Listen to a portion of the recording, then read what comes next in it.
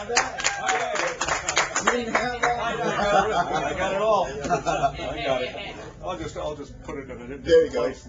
Yeah. Congratulations on not only an amazing movie career, but now musically.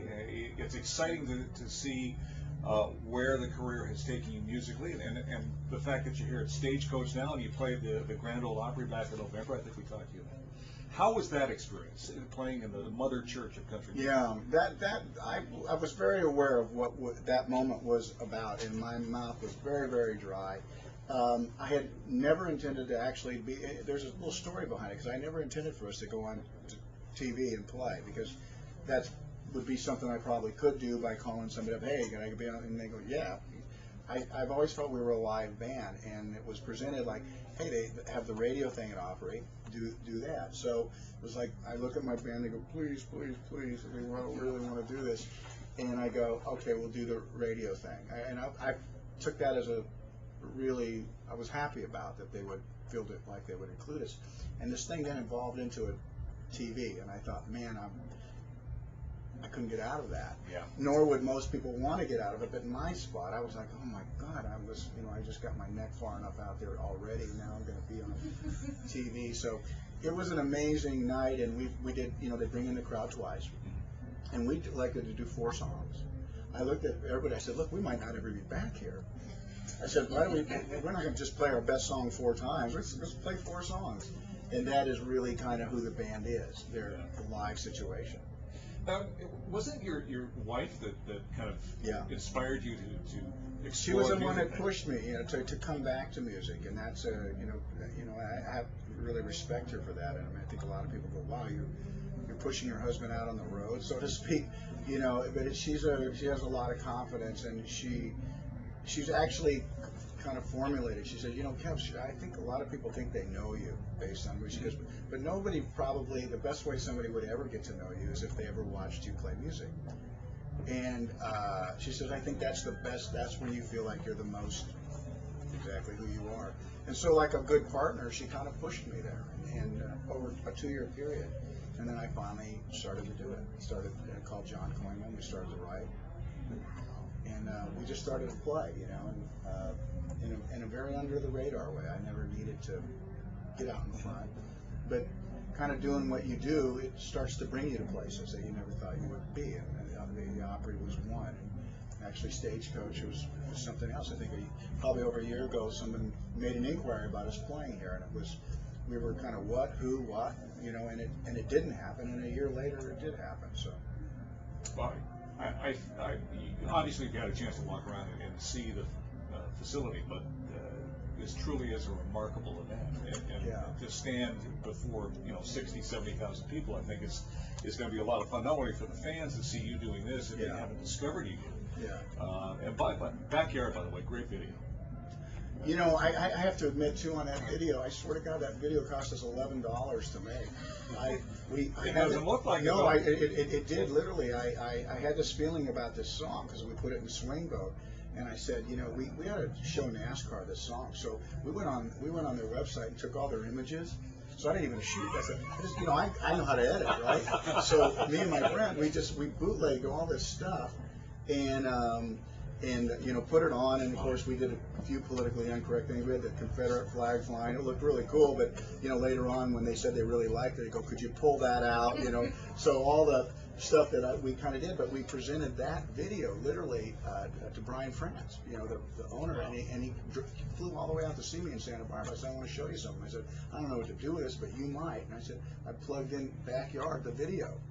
So it was all of that, and then that little footage of Richard Petty, of course. Mm-hmm. That was the day he left the set, and he was just such a sweet guy. I was kind of like a little Valentine to him. Thank you for coming. So I said, come out, and I just grabbed my guys, the guitars, and just as a last thought, I said to the camera guys, I said, just shoot this. And so we integrated that footage, and I wrote that last verse for Richard. Nice. Teddy wrote the song. John and I and Teddy wrote that song, but we put in a verse for Richard. Painted Petty blue. Love it. So I'm a little bit embarrassed. I think, oh my God, we're going up against the artist was like $11 because I just said, hey, let's. But that's knowing the industry and being creative with what you know and turning it into something that was special. Yeah, you know, the reality is, you know, it's just we had what we had and we did what we did, and it was for who we were doing it. And then sometimes those things have a way of blossoming out. You know, I mean, when I make a movie like Dances or Open Range, I'm making those movies for myself. Whether they travel or not, you just never know. Do you get something from music that you don't necessarily get from film? What is it?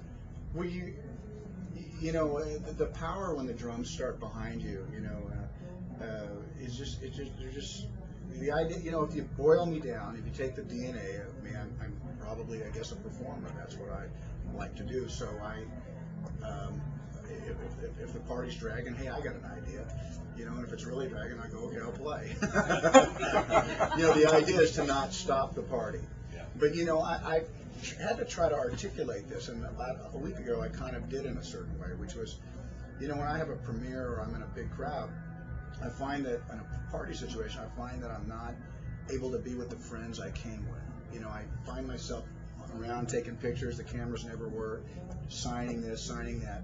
Not that that's a problem, but the fundamental of being at a party is you want to be at the party too. Yeah. And I found that when I was on stage, I felt like I can be around 4,000 people and no one's going to stop it. And I'm right in the party too. And you know, I just feel like you turn everything into your living room. I love that. When you walk around a venue like this, and you're in this situation as Kevin Costner, can you have a life? Can you do some of those things? Is it truly not stage the only place you can do that now? And have that separation you got to enjoy. Well, I walk around, you know, even with my kids. Early on, I decided, you know what, I'm not going to end up with a life going, ooh, Daddy can't go here. Yeah. You know, so I have gone places with, you know, my whole life with my children without entourages. So I've learned to walk among people because I feel bad, you know, so I don't have this thing. And, you know, usually the place that gets me in the most trouble is where there's alcohol.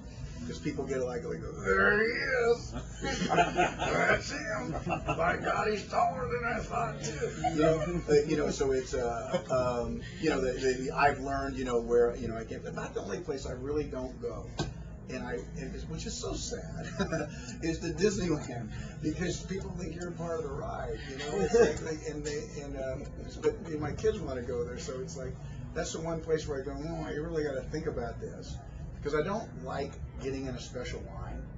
I don't like being ushered to the front of the line. I just the hair on the back of my neck goes up. You know, it's like, man, I'm just waiting for somebody to say, well, who do you think you are? And you go, exactly, I get it, man. But if you're in a long line in Disneyland and you're me, it's horrible. That is the haunted house. Okay? The haunted house isn't scary, right? Being in line at Disneyland, going like, that's scary if you're me, because you meet everybody at Disneyland by the time you get on the Matterhorn. You've got a couple of projects coming up. The Explorers Guild, I think, is that next year? Well, no, it's another classic case of me doing something that I think is actually really cool, and gave it to all the usual suspects, and they go, man, this is really cool, but we don't know what to do with it. And I'll figure that out. But that's been my lot in life. It's pushing rocks uphill, you know, and then getting them to the top. It's really literate. It's really entertaining. I think when you see it, it's really it's for the Harry Potter kids who found a bong in their dad's closet now or something. You know, it's a little bit edgy. Maybe this interview's getting that way too. I am so sorry. But it'd be like as if you found Charles Dickens or Jules Verne. It's really literate. It's funny. It takes no prisoners, and so it doesn't fit mainstream right at the second. So I've got to figure it out, which is kind of what my life is, right? Figuring, you know, you want to do a song, you want to do a story, you've got to figure out what to do. I'm not an end game guy. Usually people go, we would never start this unless we knew how to sell it. I think something's cool, and so I start off doing it, and somehow it turns into commerce. Congratulations on continuing to challenge yourself. It's very cool to see. Thanks. All right, thanks for being here, Kevin Costner.